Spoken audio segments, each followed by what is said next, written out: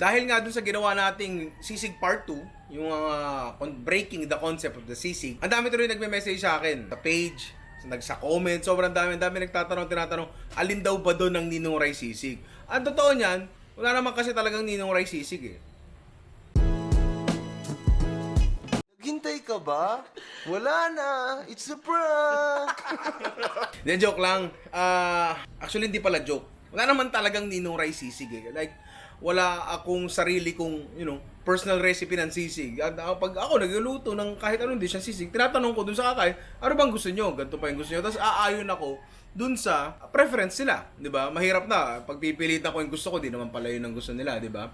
Pero based doon sa mga napag-aralan natin sa sisig part 2, which is nga yung breaking the concept of the dish, sisig, alin ba doon ang maganda, alin ba doon ang pangit? And mula doon sa mga bagay na yun, alin ba doon ang pwede nating ipon-ipunin para makagawa tayo ng, I wouldn't say ultimate sisig, pero sisig na sakto lang. Sakto lang sisig.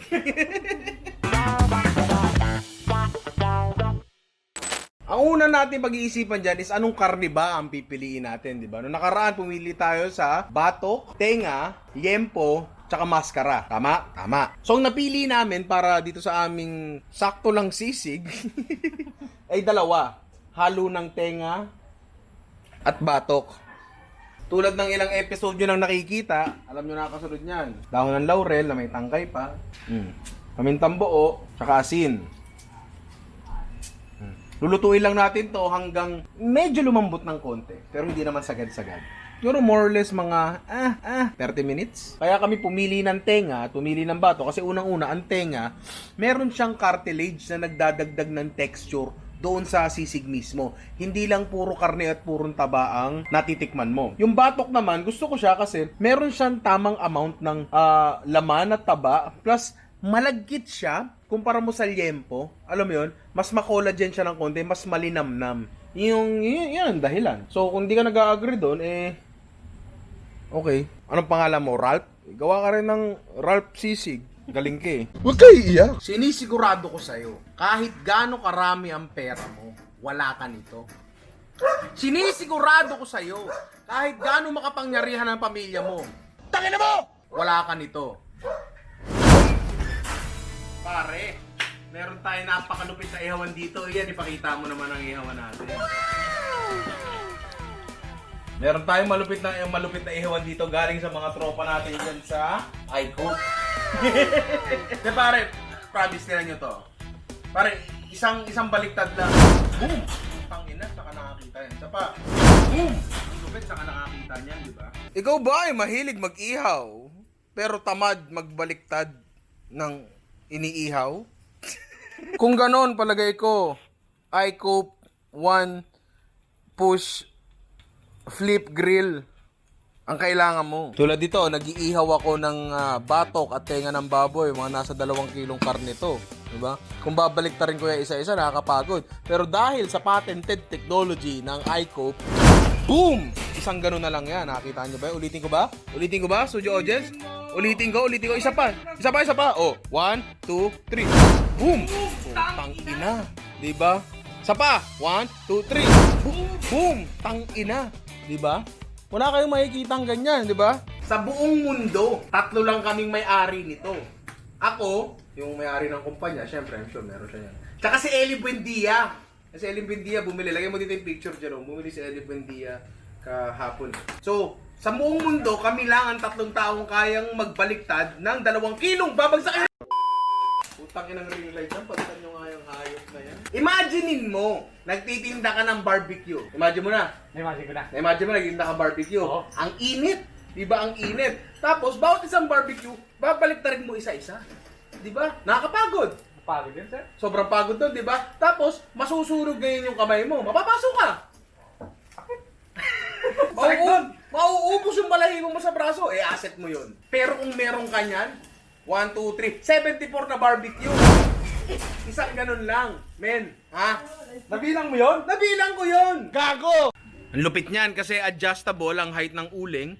Pwedeng mas malapit, pwedeng mas mababa. Tapos may sariling drawer yan, men. May sariling drawer para padaling palitan. Yung abo, may sariling drawer yan, no? Pwede ka maglagay ng documents dyan. Tapos, meron siyang side table. Pare. Boom. Oh. ORCR mo. Lagay mo yung ORCR mo dyan, di ba? Tapos pag nasusunog na yung kabila, kasi daldal ka ng daldal, yung kabila naman nasunugin mo, di ba? Para pantay. Kita mo, bumili si Eli Buendia. Tingin mo ba si Eli Buendia, gagastos yun ng mga bagay na masababa sa 3,000? Hindi. Parang mayaman yun. Hanggang ngayon, kumikita yun sa Spolarium. Dumilim ang paligid, may tumawag sa So after natin mapalambot ng konti ang ating tawag doon, tenga at batok, the second choice na kailangan natin piliin is kung anong Maillard ang i-apply natin. Nung sa pangalawang sisig video natin, meron tayong 4 na choices sa Maillard. Meron tayong ihaw, meron tayong prito, meron tayong lechon, at meron tayong chicharon.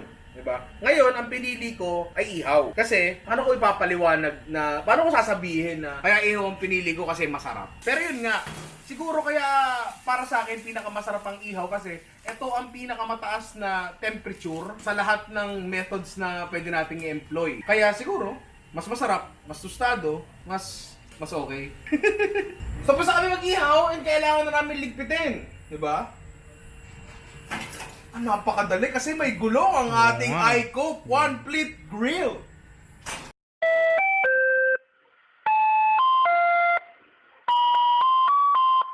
Alright, so ito na ang ating inihaw na batok at tenga.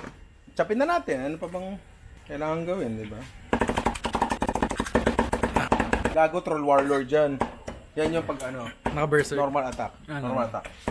Pag nakaano yung ulti niya, rampage. Ba? Rampage. Rampage pa ba yun? Yung ulti niya? Rampage. Dastingo! So yan, medyo durug-durug na siya. Gago. So ito na ang ating meat component na ginamitan natin ng tenga at batok at in-applyan ng Maillard na ihaw. So ang susunod nating kailangang i-discuss ay acid. Okay, so pag-usapan natin ang acid. Noong nagluto tayo, ang mga acid na pinagpilian natin noon ay yung kalamansi hindi natin sinama kasi it's very common eh. Yun na yun eh. Hindi rin kami naglagay ng lemon or any citrus fruit kasi it's basically just the same as kalamansi na iba lang yung flavor profile ng konti. Ang mga pinaka tumatak sa akin doon ay etong kamyas at balsamic vinegar. Meron din tayo doon strawberry, courtesy of Ian Jimena, which is a very bright idea. At meron din tayong sinigang mix na ginamit doon. Ngayon, sa sisig na gagawin natin, 3 klaseng acid ang gagamitin natin. Balsamic vinegar, kamyas, kalamansi. Sasabihin ko kung bakit. Pwede namang wag na, pero sasabihin ko pa rin. Kaya kalamansi ang gagamitin natin kasi I feel like yun talaga ang traditional na ginagamit sa sisig and I feel that it's part of the flavor base of the sisig itself. Kalamansi and pork, it's what you taste pag kumain ka ng original sisig. Naglagay naman ako ng kamyas kasi ang sarap nung parang bigla na lang pumuputok sa bibig mo yung asim. Kaya kamyas ang aking pinili kasi ang sarap nung pag nakagat mo yung kamyas, with all the richness of the pork, parang bigla may sasabog sa bibig mo na, uy, asim. Tapos kaya naman balsamic vinegar ang idadagdag pa natin kasi meron tong inherent sweetness na I really believe na na-enhance nung seasoning plate. Kapag pumalo yung balsamic vinegar doon sa seasoning plate, parang nagkakaroon siya ng slight caramel flavor. Para magkaroon lang ng ibang lasa, pero hindi siya masyadong nakakagulo doon sa buong idea ng sisig. I think. Ang ng kalamansi ito, pare, 5 minuto na lang, hinog na ang puta. Somebody call, hold my name. Someone is waiting. Bigay lang natin yung kalamansi, rekta na dun sa Yobab. Pero hindi ito parang barbecue o fried chicken. Huwag nyo sasama yung balat tsaka buto. Dami talaga nung nagko-comment to. Hindi ka naghuhugas ng gulay. Gago! Gusto mo pagtanim ng gulay, pakita ako sa'yo? So, gusto mo makita lahat ang puta. Huwag kayo iiyak. Ninong, hindi ka naghuhugas ng gulay. Gago, ikaw di ka naghuhugas ng puwet. Di ko nakita eh. Kunin nyo pala yung mga tops ng kalamansi nyo kasi ma-juice pa yan. Kamyas, siwain lang natin medyo maninipis. Huwag naman sobrang nipis. Lagay natin dyan. Alam mo pag nakakita mo yung kaklase mo, itsura pala maasim na. Okay lang yung malalaki, men. Okay lang yung malalaki. Next is the final acid. Balsamic vinegar. Konti lang. Hop! Okay na yun. Iyan, paabot naman ng gloves. Ayan, tabi mo. Putang ina mo, laman. Sorry. At kakamayin ko. Siyempre. Okay. Alright! So, tapos na tayo sa 3 components sa ating sisig. Ang final component na lang ay... Putang ina mo. Yung creamy component. Nung gumawa tayo ng sisig, ang mga options natin noon were utak, atay, foie gras, and bone marrow. Ang lupit, di ba? Pero nag-fail yung dalawa doon. And yung atay and utak lang talaga ang nag-work. Reading the comments, ang dami nagsasabi na mas maganda daw talagang gumamit ng Reno. While ako personally, nung nasa resto ako, Reno talaga ang ginagamit namin. I felt like hindi siya authentic. Alam mo yun? I felt like magiging daya siya. It's like adding liquid seasoning sa sisig mo. Pero, since may mga nag-confirm naman doon, and to be honest, it's all about the taste naman, try natin to, syempre, di ba? Uy, branded pala ang ating liver spread. Uy! Ha? Grabe. Reno. Baka naman. Tapos, taga Malabon lang pala yung Reno. Oh. Kapitbahay lang pala, oh. Gago. Gago, di ko kakamayin to. Haluin lang natin. Disperse lang natin mabuti yung Reno throughout the mixture. Yes, mukha siyang malabsa kahit hindi ka nagtatanong. Sinabi ko na kasi alam kong napansin mo yon. Pero kung papansinin nyo ang sisig ni Aling Lusing at ni Aling Mila, malabsa sila parehas. Uy, meron pang dahon ng laurel. And from here, kailangan na lang natin itong timplahan ng mga final na panimpla. Salt and pepper, asukal, hindi ko alam kung maglalagay ka, pero bahala ka na, malaki ka na, kaya mo na yan. Kaya pa ako tikim ng tikim, sabi ko para may kulang, nakalimutan ko pala sibuyas ang puta. Ay, nasisig na wala sibuyas ang puta. Alright, so ito na ang ating sibuyas, ay ihahalo natin sa ating sisig. Kung medyo marami siya, kanya-kanyang preference yan. Ako kasi, sorry, kung pansin nyo naman sa mga luto natin dito, medyo mahilig talaga ako sa sibuyas. Yan, tapos halo-halo, timplahan lang uli natin. Tapos, seasoning plate na, si Ian, ay pupuntahan pa daw ng lamay eh. Mag na. Ito na ang sisig natin at kasalukuyang ina-adjust ko na lang ang timpla. Diba? Masarap siya kung sa masarap. Pero feeling ko kailangan ko pang, alam mo yun, dagdagan ng konti since on hand naman ang ingredients natin. Ba't di natin timplahan ng konti? Meron tayo dito ng chicken powder. Konti lang. Tapos, konting konting pamintang durog pa. Tapos, konting smoked paprika. Garlic powder na nilipat na namin kasi hindi makaramdam tsaka hindi malaki kasi yung lalagyan talaga. Malaki talaga yung lalagyan. O habang pinapainit ang ating sizzling plate, usapang mantika muna tayo. Sabi din dun sa comments, butter o margarine daw ang ginagamit dun sa Kapampangan sisig, di ba?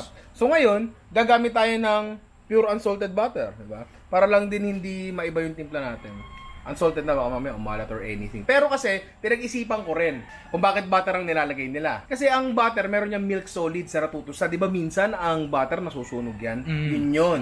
Meron pa ring mayard involved sa butter pag nilagay mo sa sizzling plate. Hindi tulad ng pagmantika lang nilagay mo, yun na yun.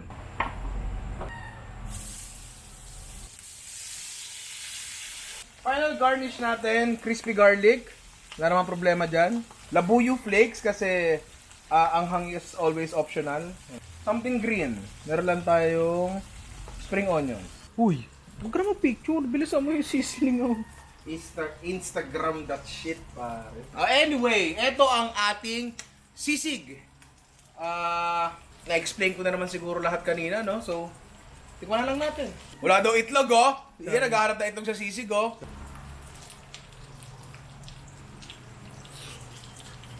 Doon sa garnish lang naman yon. Doon nga sa Aling Lusing tsaka sa Milas, parang wala nga silang garnish halos eh. Kasi alam nilang ganun kasarap yung sisig nila, pare, ganun kalupit. Di ba? Hindi kailangan ng garnish. Kailangan ng garnish. Naglagay ako ng garnish dito kasi why not? Para namang, ano mo yun? Dagdag flavor, dagdag ganda. Gusto ko lang i-discuss na paano ko ba sasabihin? Merong isang component na I feel like pinipilit ilagay sa sisig, which is yung crispy or crunchy component. Lagi nila sinasabi, dapat ang sisig malutong, dapat ang sisig malutong. While I agree na masarap nga ang malutong na sisig, di ba? I didn't see it sa ng mga Kapampangan sisig eh. Parang feeling ko it's a good addition kung meron, pero I don't feel like essential siya. Pero kung lalagyan mo to ng yun nga, something na malutong, hindi naman siguro papangit ang lasa yan. Go lang ng go, pare. Kung ano tingin nyo na makakapagpasarap. Ako, tingin ko, ito ang masarap na sisig para sa akin. Sobrang okay talaga nung addition ng kamyas kasi talagang pagkagat mo, di ba, no? Oo. Kung parang, Nagbe-burst. ano siya eh, parang sariwa, parang kang kumagat talaga ng kamyas. Yun talaga yung ano, yun talaga yung nangyayari. So dito na nagtatapos ang ating sisig series. Pero kaya mag-alala, marami pa tayong episodes na ganito. Eh kung maisipan mo lang na mag-like and mag-subscribe, eh matutuwa si Ninong doon, di ba? Pero kung hindi, okay lang din, mahal pa rin kita, pare. Bakit pare? Putang, sasando ko na ng kanin para. Akala ko ba may lakad ka? Ha? Akala ko may lakad ka. Hindi, mamaya pa.